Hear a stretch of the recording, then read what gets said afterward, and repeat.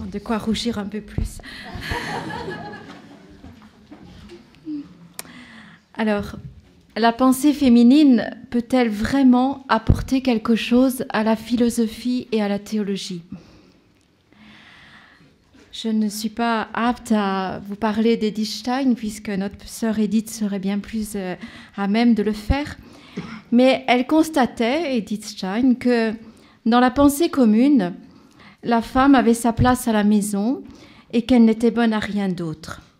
Et elle ajoutait, il a fallu de longs et difficiles combats pour parvenir à élargir un terrain d'action devenu trop étroit.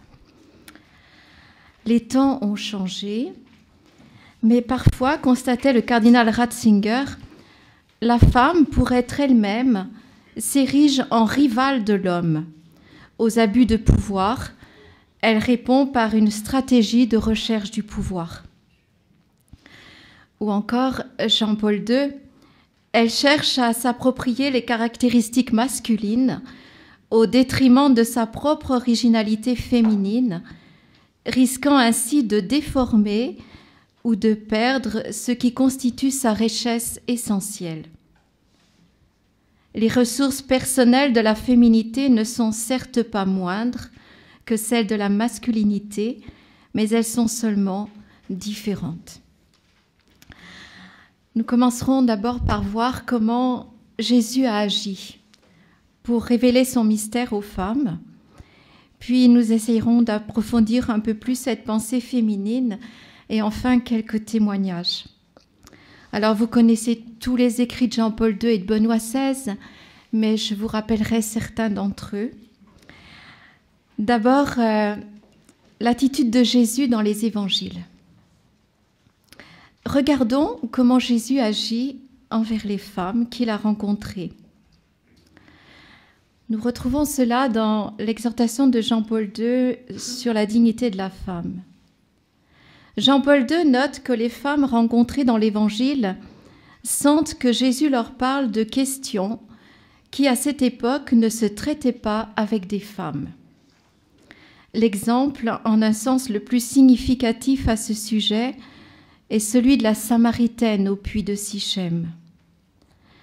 Jésus, qui sait d'ailleurs qu'elle est aussi pécheresse, et il le lui dit, en réalité lui parle des plus profonds mystères de Dieu. Alors vous connaissez ce texte, la femme se situe à un plan très concret, elle vient chercher de l'eau, très matériel, elle se demande où adorer Dieu, mais Jésus va l'entraîner dans son mystère et il lui révèle enfin qu'il est lui-même le Messie. Et puis, la réalité profonde du vrai culte rendu à Dieu, pour lequel le lieu importe moins que l'attitude d'adoration et en esprit et en vérité. Je vous cite encore Jean-Paul II. Le Christ parle aux femmes des choses de Dieu et elles les comprennent dans une réceptivité authentique de l'esprit et du cœur, dans une démarche de foi. Devant cette réponse tellement féminine, Jésus montre son estime et son admiration, comme dans le cas de la Cananéenne. Parfois, Jésus donne en exemple cette grande foi imprégnée d'amour. En somme, il donne un enseignement à partir de cette adhésion féminine de l'esprit et du cœur. Jean-Paul II fait aussi remarquer à propos de la résurrection de Lazare que c'est à Marthe que Jésus révèle le mystère de sa mission. Il lui dit « Je suis la résurrection et la vie. Qui croit en moi, même s'il meurt, vivra. Et quiconque vit et croit en moi ne mourra jamais. » Et le mystère pascal, ajoute Jean-Paul II, est contenu dans ces paroles adressées à une femme. Vous connaissez aussi l'apparition de Jésus aux disciples d'Emmaüs. Il leur expliqua longuement tout ce qui le concernait dans les Écritures à partir de Moïse et des prophètes. Et ce n'est qu'après s'être arrêtés pour le repas qu'ils le reconnurent au partage du pain. Pour Marie de Magdala, au matin de Pâques, il suffit d'un mot, Marie, et immédiatement elle le reconnaît. Nous pouvons voir ainsi deux façons différentes d'adhérer au mystère. L'une davantage par l'intelligence, la réflexion, et l'autre davantage par le cœur. Et cette adhésion de la femme par le cœur lui donne la force de dépasser sa peur, et elle ira jusqu'au pied de la croix.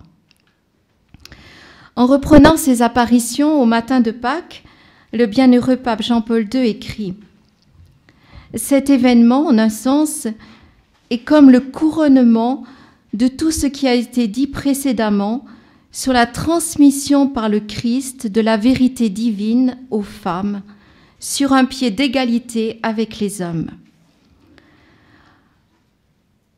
Tout ce qui a été dit ici sur l'attitude du Christ à l'égard des femmes confirme et éclaire dans l'Esprit Saint la vérité sur l'égalité de l'homme et de la femme. On doit parler, poursuit toujours Jean-Paul II, d'une radicale parité, étant donné que tous deux, la femme comme l'homme, sont créés à l'image et à la ressemblance de Dieu. Tous deux sont au même titre susceptibles de bénéficier de la vérité divine et de l'amour dans l'Esprit Saint. Après avoir vu comment Jésus a agi avec les femmes de son temps, essayons de voir un petit peu plus propre de la pensée féminine. Nous devons, vous savez, à Jean-Paul II cette expression, le génie féminin. Je fais une citation, ce n'est pas sans raison, dit Jean-Paul II, qu'on parle du génie féminin. Ce que j'ai écrit jusqu'ici confirme le bien fondé de cette expression. Alors, si nous recherchons la définition de génie,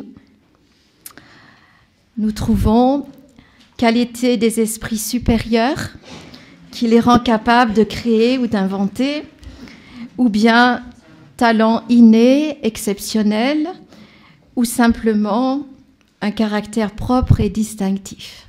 Vous choisissez. Nous devons aussi à ce grand pape l'expression « sentinelle de l'invisible ». Vous vous rappelez quand il est venu à Lourdes en 2004.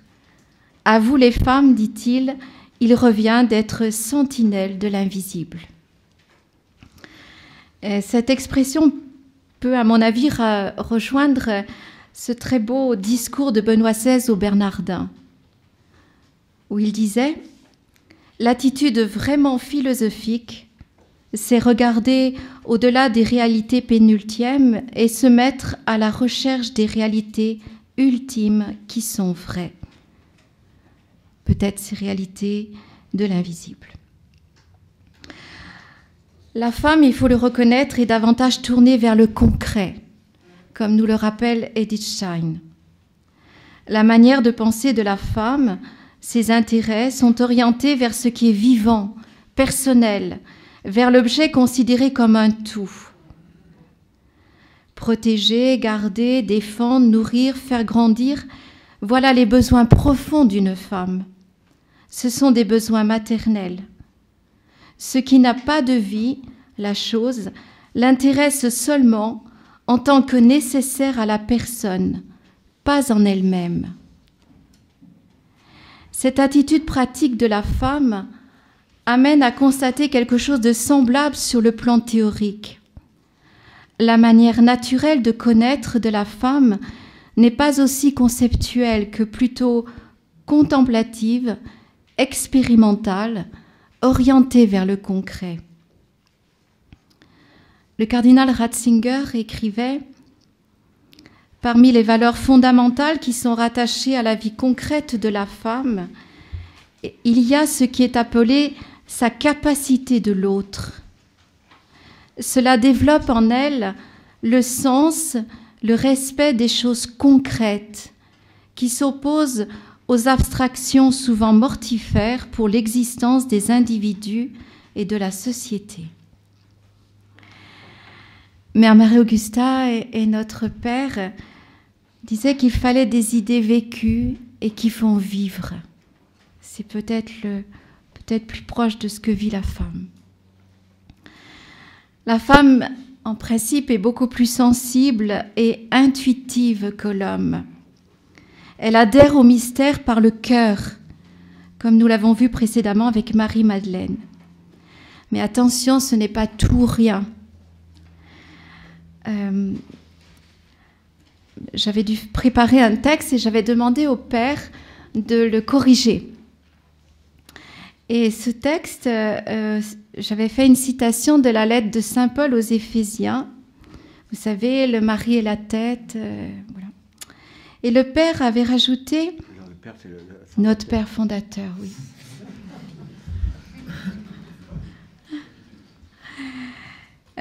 Donc, si l'époux est la tête, reliée à un cœur amoureux, la femme est naturellement le cœur, mais un cœur capable de comprendre et d'adhérer de tout son cœur. Il a écrit ça. Voilà le bel équilibre de notre Père fondateur. Rappelons-nous aussi que ces disciples d'Emmaüs, dont nous avons déjà parlé, il leur avait fallu beaucoup de temps pour reconnaître Jésus, mais eux aussi reconnaissaient « Notre cœur n'était-il pas brûlant en nous, tandis qu'il nous parlait sur la route et qu'il nous faisait comprendre les Écritures ?» Vous voyez l'équilibre, c'est pas tout ou rien. C'est pas la femme seulement le cœur sans tête, et l'homme c'est pas la tête sans cœur. Alors, est-ce que la pensée féminine peut apporter quelque chose ? Quelques exemples dans l'histoire qui peuvent peut-être vous surprendre. Vous savez que 3 femmes ont été déclarées docteurs de l'Église. Vous savez par cœur leur nom. Thérèse d'Avila, Catherine de Sienne et la dernière, Thérèse de l'Enfant Jésus. La nature de leur enseignement est profondément féminin, enraciné dans la vie et tirant d'elle forme et contenu. On peut observer que si les docteurs hommes, enfin docteurs de l'Église hommes, qui sont les plus nombreux, nous enseignent l'amour de la vérité, on peut dire peut-être que les docteurs de l'Église femmes nous enseignent la vérité de l'amour. Au cours des siècles, Dieu a comblé de dons de science et de sagesse des femmes. Et oui, des femmes humbles et parfois illettrées comme Catherine de Sienne. Paul VI écrivait « Ce qui frappe plus que tout dans cette sainte, c'est la sagesse infuse, c'est-à-dire l'assimilation brillante, profonde et exaltante des vérités divines et des mystères de la foi. Une assimilation, certes, favorisée par des dons naturels exceptionnels, mais évidemment prodigieuse, due à un charisme de sagesse de l'Esprit Saint. Les mystiques ont une expérience de Dieu hors du commun, et parfois au-delà même des concepts et des discours. Ainsi, Catherine de Sienne avoue « Si je racontais ce que j'ai vu avec les pauvres mots de notre langage, il semblerait que je blasphème Dieu, que je parle contre sa gloire. Car il y a une telle différence entre ce que l'intelligence connaît et comprend d'une manière si élevée et ce qui peut se dire avec nos paroles défectueuses qu'il me semble que ce soit chose contraire. » Et puis, une autre mystique qui n'est pas encore docteur de l'Église, qui n'est pas encore déclarée sainte, Marthe Robin. Elle a essayé d'expliquer ce qu'elle expérimentait au niveau de la connaissance et de l'amour. Et elle disait « Qu'y a-t-il de plus vrai, de plus magnifiquement beau que le dogme ? que j'aimerais étudier pour pénétrer dans la profondeur des mystères. Parfois, j'envie ceux qui ont le bonheur de faire de la théologie. Mais l'oraison, la divine contemplation ne dépasse-t-elle pas de bien haut en connaissance, en amour, en puissance, les plus fortes études? L'expérience est plus profonde, plus lumineuse, plus féconde que la science. Pour moi, toute ma théologie, toute ma science, c'est l'amour, l'union de mon âme à Dieu par Jésus-Christ avec la Sainte Vierge. Rien de plus, rien de moins. Une âme peut être ignorante en beaucoup de choses et être capable de savoir aimer Dieu splendidement. Elle recevait même des lumières pour aider des théologiens.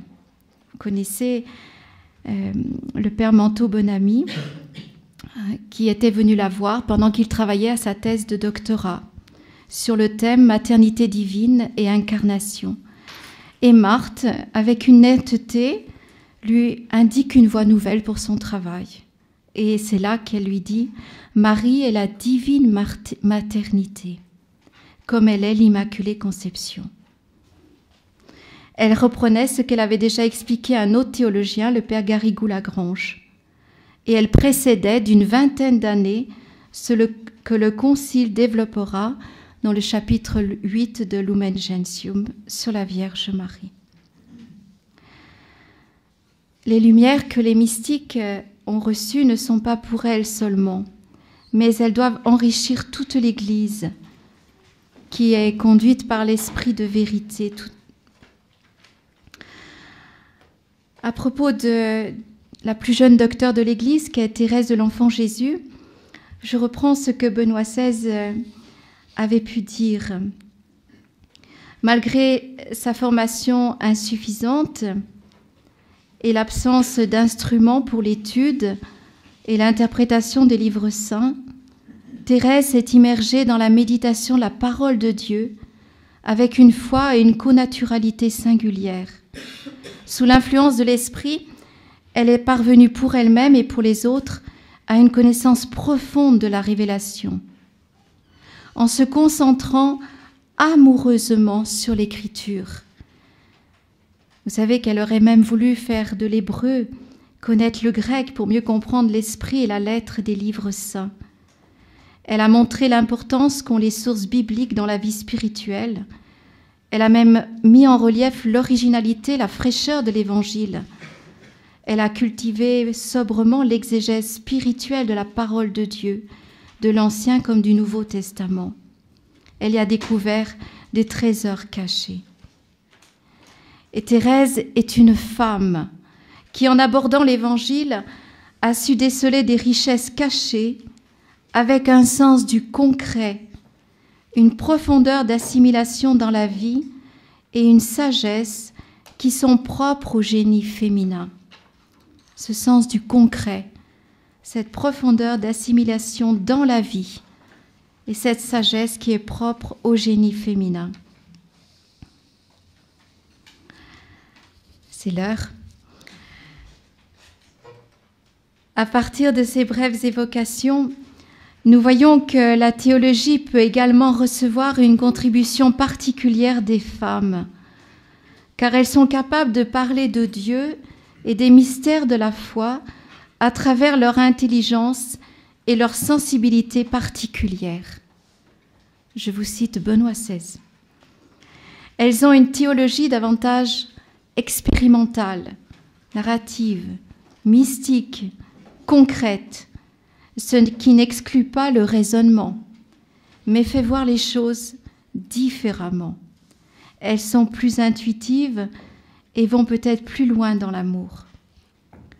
Et en terminant, comment ne pas mentionner celle qui a le mieux pénétré le mystère divin, la Vierge Marie, trône de la sagesse.